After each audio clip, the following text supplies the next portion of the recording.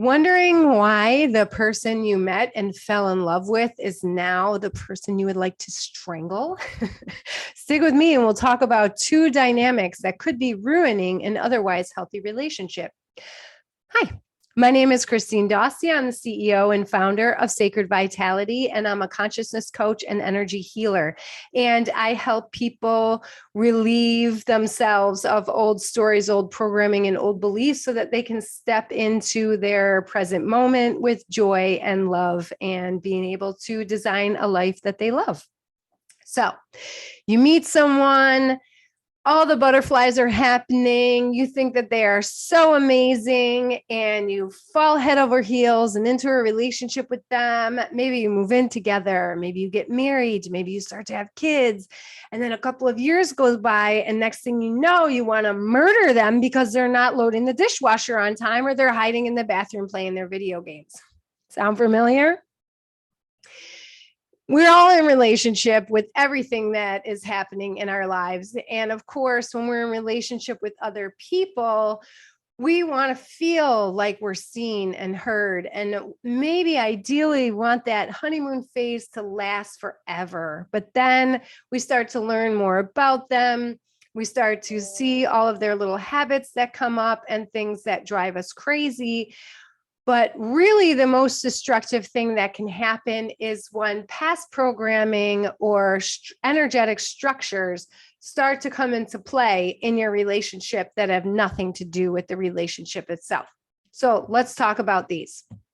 The first one is the victim-villain dynamic.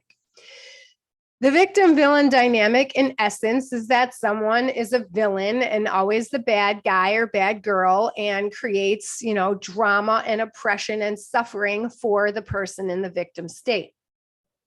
A lot of times we see this in movies. We see this play out in our TV shows and our comic books, if you read them when you were a kid, or possibly even in our house.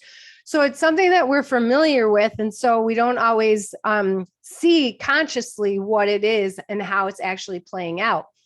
What I find with a lot of my clients is that this one is so destructive because the person in the victim state is really focused on how the villain needs to change and how it's the villain's fault. And the villain doesn't do this right. And the villain makes you feel like this. And the villain, of course, they're not using that word. They're using my mother or my spouse or, sometimes maybe even my kids.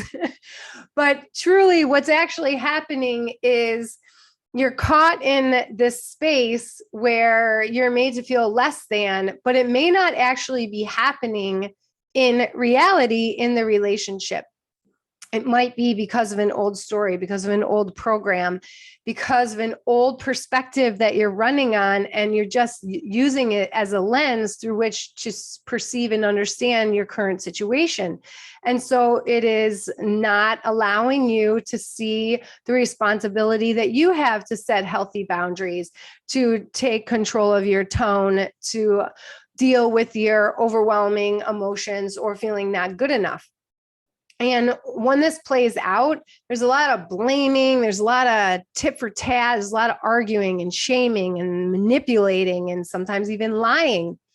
And what would be really helpful here is dealing with that unconscious stuff, right? Dealing with what makes you feel like a victim, because all relationships are mirrors.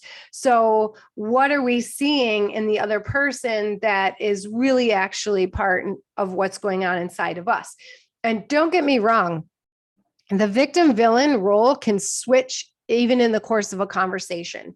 Maybe you start off feeling like a victim and someone is saying something to you that is really making you feel less than, but then you get triggered by what they're saying and your response is suddenly very aggressive, possibly even verbally abusive. Maybe you're even throwing things, right? So these kinds of things can play out even in an instant. The dynamics can change, but you're still locked together in the energetic pattern where either one is going to be the victim or one is going to be the villain. And so we need to break out of the pattern entirely, which is why I love energy healing, because we just release ourselves from these patterns as a whole. The next one is the parent-child dynamic. Again, it's so hard to notice consciously because we were all children at one point, and now some of us are parents. And so we're very familiar with how we get manipulated and told we're not doing it right and taught how to do it properly, right? But I find that it's often the women in the dynamic that starts it, especially if they're moms. Completely understandable. Fell victim to this dynamic. When I first became a mom, I started mothering my partner, and that is the identity of this pattern. You're mothering or trying to control or take over or parent in some way the other partner. Yes, men can do it as well, but often I find it's mostly the women. And this one is so destructive because it really sends like a confusing mixed message. It's like, on the one hand, I want you to help, but on the other hand, you can't do it right and you're useless and you don't do it fast enough. You don't do it right. You don't do it the way I want you to do it, right? And that's how this dynamic gets colored. There's a lot of control going on.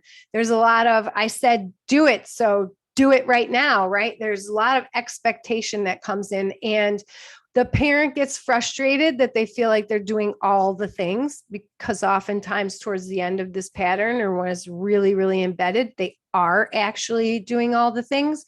And the child has given up because they can't do it right anyways. And if they do it right, they're going to get criticized more often than not for having missed something, overlooked something, or in some way, dropped the ball and not met the expectation.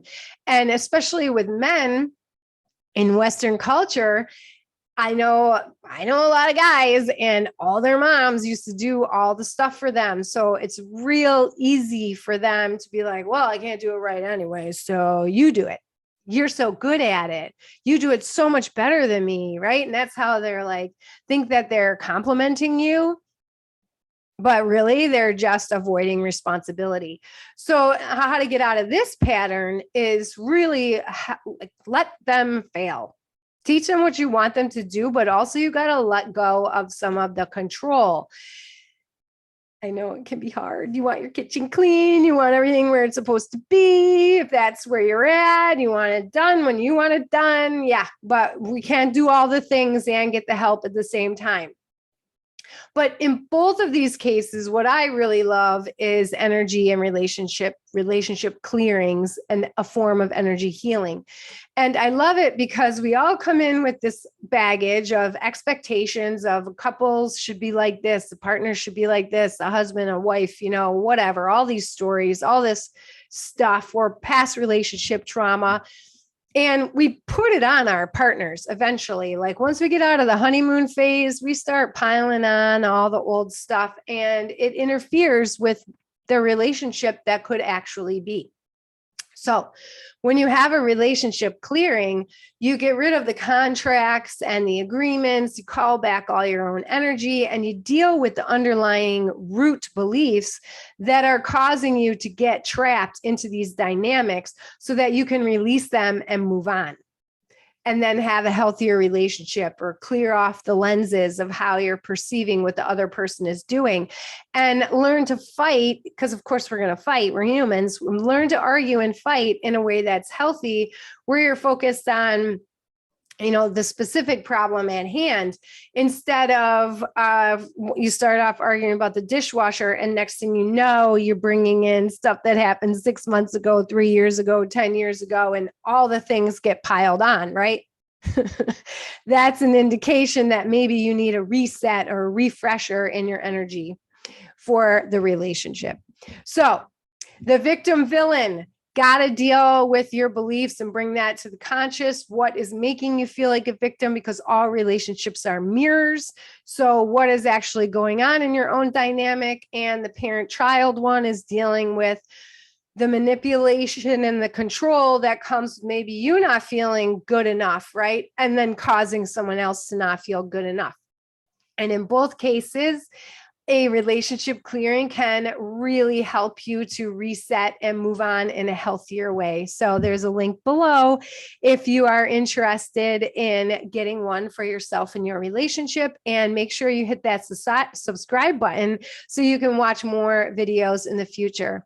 Again, my name is Christine Dostie. I'm an energy healer and a consciousness coach. And thanks so much for joining me today.